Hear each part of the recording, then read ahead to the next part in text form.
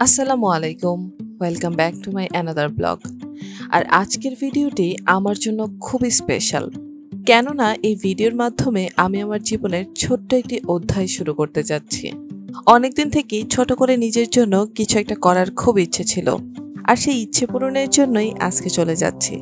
যেহেতু আমাদের দেশে অনলাইন বিজনেসটা এখন খুবই ফেমাস, তাই আমিও ভাবলাম এই প্ল্যাটফর্মটাকে কাজে লাগিয়ে আমিও কিছু করব না কেন। আর সেই চিন্তা থেকেই মাথায় এলো কাপড়ের বিজনেস শুরু করা যেতে পারে।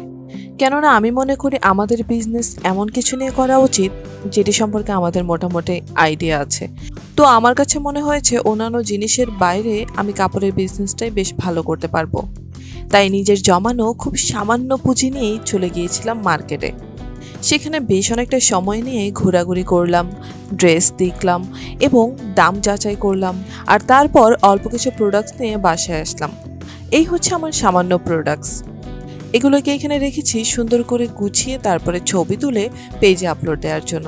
আপনাদের সাথে ভিডিওটি শেয়ার করার একটাই কারণ আমি মনে করি যে কোনো নতুন কিছু করার জন্য সকলের দোয়া প্রয়োজন।